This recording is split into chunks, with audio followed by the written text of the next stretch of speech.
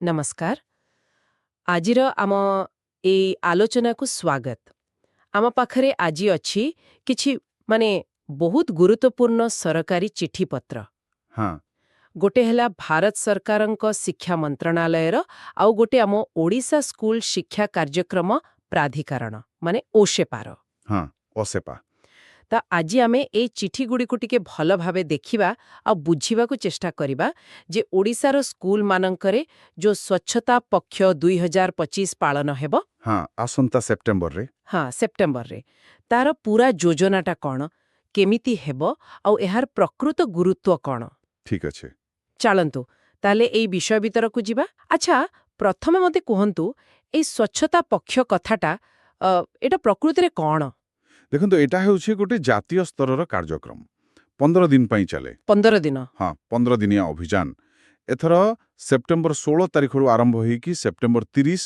2025 जाय चलिबो सारा देशर स्कूल मानंकरे ओहो आ गोटे गुरुत्वपूर्ण कथा हैला एइटा किछि नुवा नुहे 2016 रु प्रतिवर्ष हेई आसुछि अच्छा आ 2025 रे एहाकू पूरा 10 वर्ष हेबो 10 वर्ष ताहले तो निश्चय किछि खास कथा थिबो एथिरे एमती खाली स्कूल सफा करिबा कार्यक्रम ना आउ किछि नाई नाई आदौ सेमथि नुहे खाली सफा सुतरा कथा नुहे चिठी गुड़िक देखिले पूरा स्पष्ट हेउछि जे एहार परिसर बहुत बड़ केमिति माने एटा खाली परिष्कार रहिबा पई नुहे मूल लक्ष्यटा हेउछि स्कूल मानकरे स्वच्छता परिमल माने सैनिटेशन आउ स्वास्थ्य रक्षा बा हाइजीन हाँ हाँ एसबुकु नहीं गोटे स्थायी भावना गोटे अभ्यास तैयारी करिबा आउ चिठीरे भी लेखा अछि एटा एक प्रकार सफल जन आंदोलन हेई पारिछि कारण लक्ष लक्ष पिला आउ बाकी समस्ते एथिरे जोड़ी होउछंती जन आंदोलन केमिति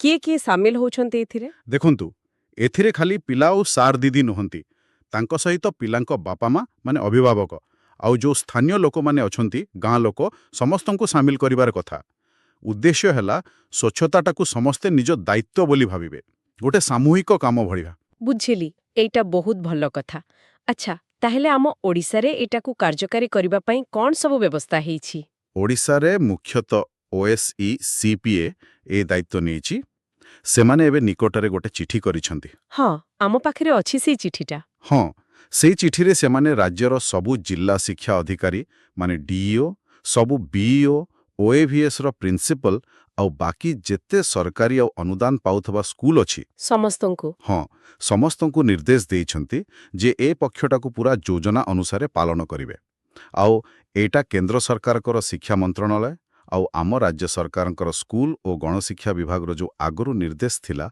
ताकू नेकी ही करा जाइछि ओहो तेणु पूरा गोटे सिस्टम अछि माने जातीय स्तररो राज्य तापरे जिल्ला तापरे जाय स्कूल पर्यंत ठीक अछि ए 15 दिन पाई तो बहुत लंबा तालिका अछि कामर आमे गोटे गोटे करी प्रतिदिन कोन हबो सेमती न जाई बरং एहाको किछि मुख्य भागरे बांटी देले किमिति हुअंता हाँ सेटा भल्ला हबो बुझिबाकू सहज हबो माने को मुख्य जिनिस उपरे फोकस रहुछि हमें एमती देखिले मोटामोटी 5टा मुख्य दिग अछि 5टा कोन कोन देखंतु प्रथमटा हैला सचेतनता आउ योजना पूरा कार्यक्रम आरंभ ही होछि स्वच्छता शपथ दिवस रु सेप्टेम्बर 16 तारिख रे हाँ शपथ नेबे समस्ते पिलाठू आरंभ करी सार दीदी समस्ते तापरे 2 दिन 17 और 18 तारिख सेटा हैला स्वच्छता सचेतनता दिवस सही समय रे स्कूल मैनेजमेंट कमिटी जो एसएमसी एसएमडीसी अछि आ पीटीए माने पेरेंट टीचर एसोसिएशन हाँ तांको सहित मीटिंग हबो अच्छा से मीटिंग रे कोन आलोचना हेबो सिथरे मुख्यतः वॉश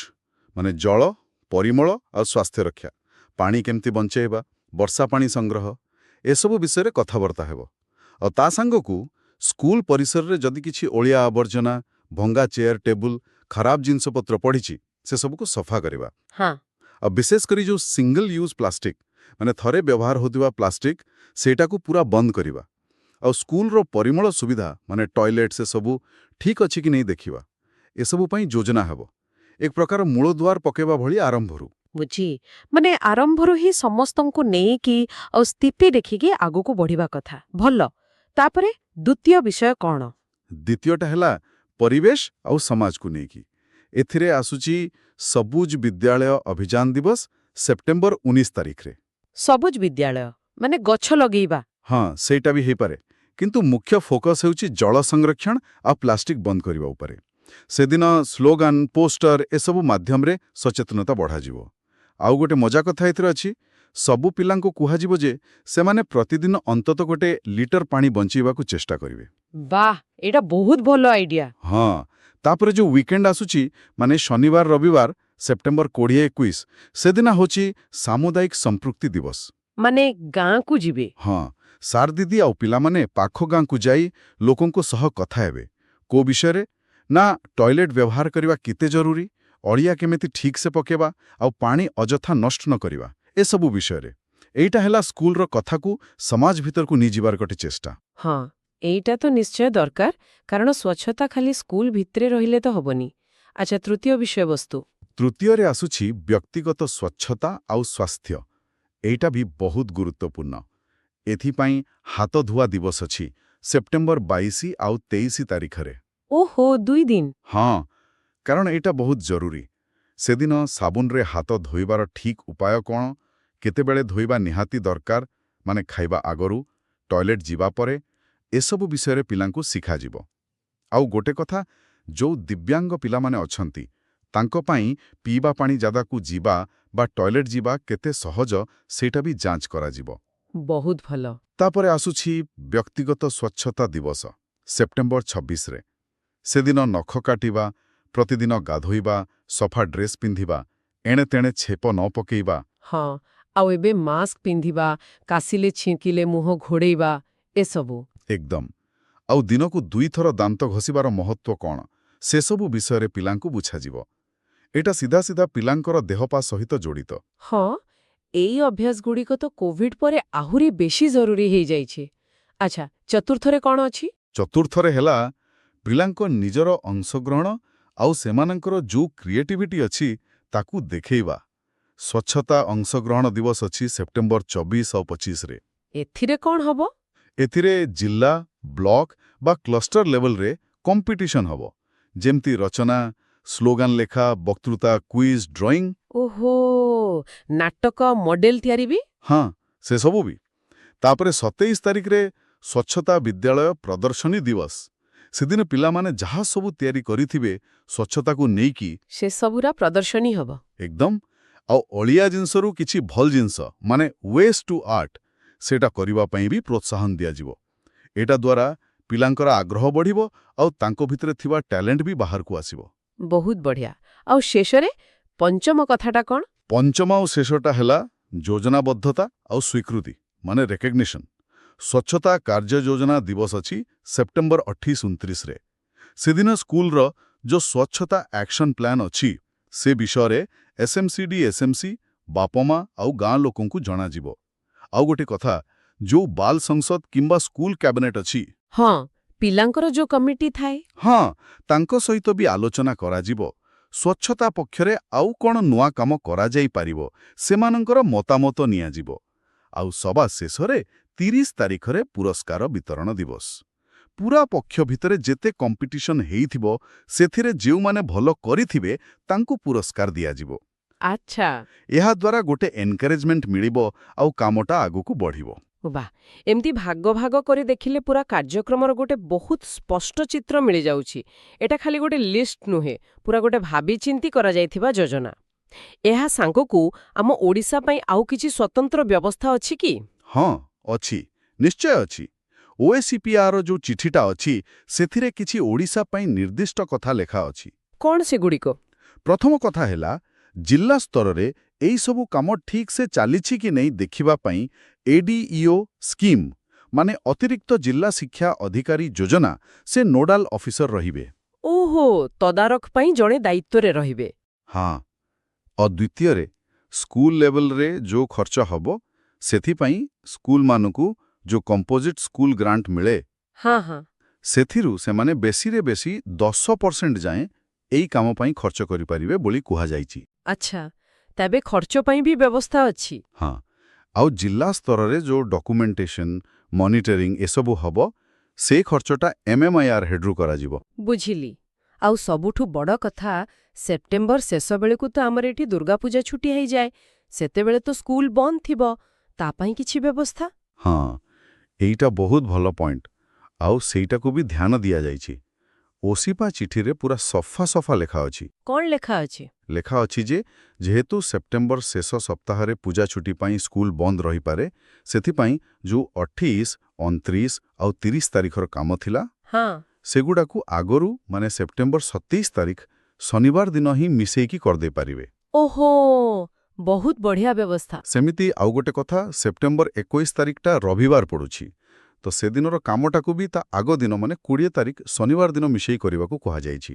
ବା, ଏଥିରୁ ଜଣାପଡୁଛି ଯେ ପ୍ରାକ୍ଟିକାଲ ସମସ୍ୟାଗୁଡ଼ିକୁ ବି ଦେଖାଯାଇଛି। ଏକଦମ। ତାହେଲେ ଯଦି ଆମେ ପୁରା କାର୍ଯ୍ୟକ୍ରମଟାକୁ ଦେଖିବା, କୋଉ ମୁଖ୍ୟ ଜିନିଷ ଉପରେ ବେଶୀ ଗୁରୁତ୍ୱ ଦିଆଯାଉଛି ବୋଲି ଲାଗୁଛି? ବାରମ୍ବାର କୋଉ କଥା ଆସୁଛି? ମତେ ଲାଗୁଛି 4ଟା ମୁଖ୍ୟ କଥା ବାରମ୍ବାର ଆସୁଛି। ପ୍ରଥମ ହେଲା ପାଣି ବଞ୍ଚାଇବା ଆଉ ପିଇବା ପାଣିକୁ ସୁରକ୍ଷିତ ରଖିବା। ହଁ, ଜଳ ସଂରକ୍ଷଣ। ଦ୍ୱିତୀୟରେ ପ୍ଲାଷ୍ଟିକ ବନ୍ଦ କରିବା, ବିଶେଷ କରି ସେଇ ସିଙ୍ଗଲ ୟୁଜ୍ ପ୍ଲାଷ୍ଟିକ। ଆଉ ସେଇ 3R ନୀତି, ମାନେ ରିଡ୍ୟୁସ୍, ରିୟୁଜ୍, ରିସାଇକଲ। କମେଇବା, ପୁଣି ବ୍ୟବହାର କରିବା ଆଉ ପୁନଃଚକ୍ରଣ କରିବା। ହଁ। ତୃତୀୟରେ ହେଲା ଅଳିଆ ଆବର୍ଜନା ପରିଚାଳନା, ମାନେ ସ୍କୁଲକୁ ଅଳିଆମୁକ୍ତ ରଖିବା ଆଉ ଅଳିଆରୁ କିଛି ତିଆରି କରିବା। ଆଉ ଚତୁର୍ଥରେ ବ୍ୟକ୍ତିଗତ ସ୍ୱଚ୍ଛତା ଆଉ ପରିବେଶ ସ୍ୱଚ୍ଛତା, ସାଙ୍ଗକୁ ସ୍ୱାସ୍ଥ୍ୟ ରକ୍ଷା। ଆଉ ଏସବୁରେ ଖାଲି ପିଲାମାନେ ନୁହନ୍ତି, ସମସ୍ତଙ୍କୁ ସାମିଲ କରିବା ଉପରେ ବି ଜୋର ଦିଆଯାଇଛି ନା? ଏକଦମ ଠିକ୍ କହିଲେ। ସାର୍ ଦିଦି, ଏସ୍ଏମ୍ସି, ପିଟିଏ, ବାଲ ସଂସଦ, ଗାଁ ଲୋକ ସମସ୍ତେ ମିଶିଲେ ଯାଇ କାମଟା ଭଲରେ ହବ ବୋଲି ଧରାଯାଉଛି। ଏଇଟା ପୁରା ଗୋଟେ ଟିମ୍ ୱାର୍କ। ଏତେ ସବୁ କାମ ହବ, ଏତେ ଲୋକ ସାମିଲ ହେବେ, କିନ୍ତୁ ଏହାର ଠିକ୍ଠାକ୍ ହିସାବ ରହିବ ତ? ମାନେ କିଛି ମନିଟରିଂ ବା ରିପୋର୍ଟିଂ ବ୍ୟବସ୍ଥା ଅଛି? ନହେଲେ କେମିତି ଜଣାପଡ଼ିବ କଣ ହେଲା? ହଁ, ରିପୋର୍ଟିଂ ଉପରେ ବହୁତ ଜୋର ଦିଆଯାଇଛି। ଓଡ଼ିଶାରେ ସବୁ ଡିଇଓ ମାନଙ୍କୁ କୁହାଯାଇଛି ଯେ ସେମାନେ ପ୍ରତିଦିନ, ମନେ ରଖନ୍ତୁ ପ୍ରତିଦିନ ଦିନ 3ଟା ସୁଦ୍ଧା ଓସେପାକୁ ଗୋଟେ ଡେଲି ରିପୋର୍ଟ ପଠାଇବେ। ସେ ରିପୋର୍ଟରେ କଣ ରହିବ? ସେଥିରେ ରହିବ କେତେଟା ସ୍କୁଲରେ କାମ ହେଲା, କେତେ ପିଲା ଆଉ କେତେ ସାର୍ ଦିଦି ସେଥିରେ ଭାଗ ନେଲେ, ସେ ସଂଖ୍ୟାଟା। ଆଉ ତା ସାଙ୍ଗକୁ ପ୍ରତିଦିନ ଜିଲ୍ଲା ଲେଭଲରୁ ଅତି କମରେ 3ଟା ଭଲ କ୍ୱାଲିଟିର ଫଟୋ ଆଉ 1 କି 2 ମିନିଟର ଭିଡିଓ ବି ପଠାଇବାକୁ ହେବ। ବାପରେ, ଏ ତ ବହୁତ କାମ। ପ୍ରତିଦିନ ଏତେ ତଥ୍ୟ ପଠେଇବା। ଆଉ ଯୋଉ କମ୍ପିଟିସନ କଥା କହୁଥିଲେ? ହଁ, ସେ କମ୍ପିଟିସନ ପାଇଁ ବି ବ୍ୟବସ୍ଥା ଅଛି।